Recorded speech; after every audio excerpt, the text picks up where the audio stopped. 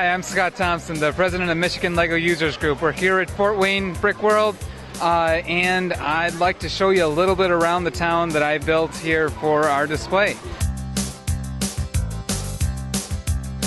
Behind us we have the Citizens Bank building of Saginaw, Michigan. It's the tallest building in the Tri-Cities area. That's Bay City, Midland, and Saginaw. Superman's flying above it, you know, checking out, see whatever danger there is, and there's plenty of danger here in this town. If we move on, this drive-in is modeled after the US 23 in Fenton, Michigan, and we're playing Clutch Powers, a Lego movie for Lego people, just like ourselves. We might not all be mini, but we're you know, anyway, when we're here, you feel super. We got the Avengers here on top of the Bay County building from Bay City, Michigan. That's the tallest building in Bay City. I built it for that main reason. We would keep on moving on. We have one other contribution from other club members is these two small buildings, including Taco Bell, or a Taco Bell-esque building. Next we have the City Hall from Bay City. As if you were driving into town in Bay City, Michigan, you would be greeted by the 7-story clock tower right as you drive across the bridge. It's a very prominent feature in my hometown and gorgeously built, well deserving of being recreated in Lego. The original was built in the mid-1800s. While I've been living there the last 5 years, they've re-roofed it.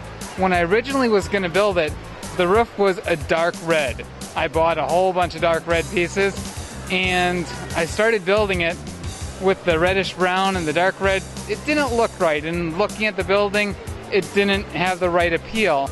With the new roofing, it was bright red, and I felt that the bright red really works, you know, better on this. One of the trickier parts, if you look over at the back, is these rounded roofs on the back. I'm particularly happy with the technique I developed, just stair-stepping plates and roofing slopes that normally make square structures into a rounded dome there. They're not perfect, but I'm happy with the outcome all the same. Yeah, I think it turned out great. The building in general is so appealing because of all the hips and valleys that are common with this era of building. I love buildings from the 1800s and early 1900s. So it's a little bit about it. I'm also happy with the technique that I got to go and use to make the stone facade of the structure, putting the plates on the edge. It's not technique. It's all secured by a lot of headlight bricks put on their side, stacked up, and then the plate stock on the outside, allowing you to use a lot of various colors on the inside that never show on the outside. I guess the last big building here I have is the Pontiac Osteopathic Hospital. At least that's what it's modeled after. I'm a registered nurse by trade, and I wanted to build a hospital. But the problem with most hospitals are they're big sprawling complexes that are maybe 5 or 7 stories tall, but not as impressive and concise as the Pontiac Osteopathic Hospital.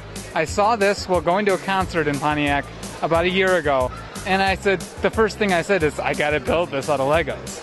So I spent the last year collecting parts and stuff. Once I got enough and had figured out how to go and make this nice rounded facade, which is it's a 3-wall deep construction that uses a lot of hinge bricks for the build.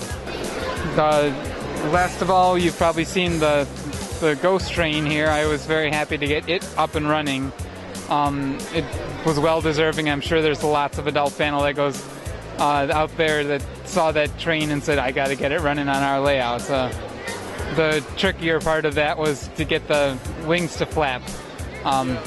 Went and just modified the base so that it's running on 2 Technic bricks with an axle rod, some spacers, the cams, and then the wheels to get the spacing appropriately. Lego's build had it on a 4-wide chassis with the spacers and the cams making it too wide to fit on the Lego track.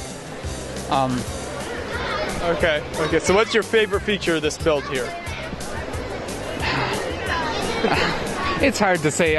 I have a particular affinity for the Bay City Hall because it's so close to home and such a striking building in general. But I don't know. Yeah, if I have to pick out one, if I could only take one home, I'd have to choose to take my Bay City Hall home. So in that regard, it must be my favorite. Okay.